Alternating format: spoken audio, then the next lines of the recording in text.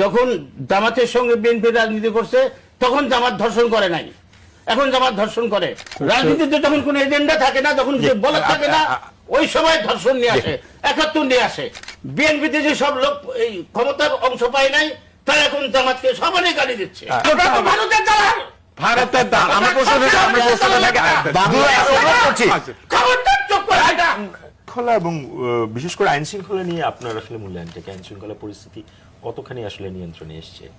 যারা মব সৃষ্টি করছে তারা বিএনপির লোক না, তারা একটি চিহ্নিত রাজনৈতিক দল যারা বাংলাদেশের স্বাধীনতা বিশ্বাস করে না, যারা 71 সালে নারী নির্যাতন করছে, একেবারে চিহ্নিত শক্তি।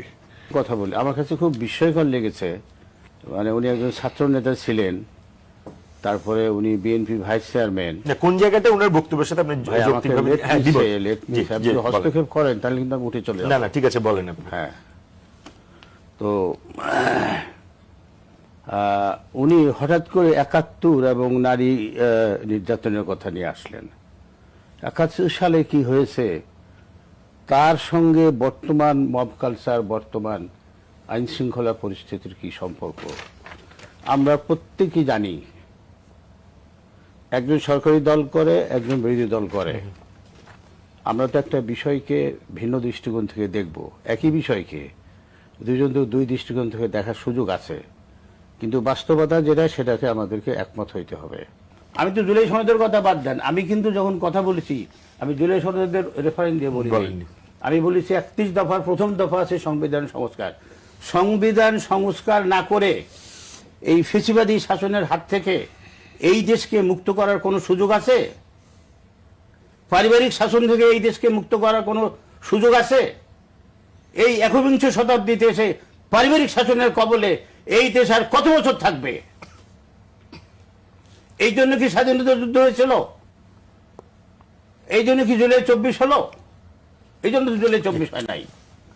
আমরা এখনো পিছনের ইতিহাস নিয়ে যাই। পিছনের ইতিহাসের সঙ্গে বর্তমান জেনারেশনের কি সম্পর্ক? যখন জামাতের সঙ্গে বিএনপি রাজনীতি করছে তখন জামাত ধর্ষণ করে নাই, এখন জামাত ধর্ষণ করে। টকশোতে আসলে এই ধর্ষণ, 71 এগুলো শুনতে ভালো লাগে না। কতদিন এই দেশের মানুষ শুনবে এগুলো?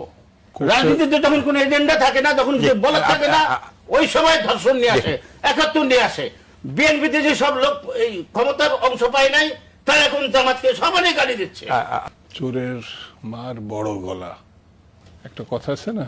এইসব কথার ফুলঝুল দিয়ে টকশো হয় না। না, আমি কি বলতে চান? এই চুপ করেন, চুপ করেন। 71 কথা আনলেন কেন আপনি এখানে? আমি 71 মিথ্যা না, কি শুনাই? এই 71 মিথ্যা না। রাজনীতিবিদ হয়ে গেছে। সবার বড় রাজনীতিবিদ। আমি রাজাকার না যে 71 সালে আমার ডিফেন্স করতাম। ভারতের দালাল, ভারতের দাল। আমার প্রশ্ন থেকে খবরদার চুপ করে এটা। কথা বলবেন না, আমি অনুরোধ করছি, সবাই লাইভে দেখে কথা বলবেন না। আমি অনুরোধ, বেদমের মতো কথা ঠিক আছে, আমি অনুরোধ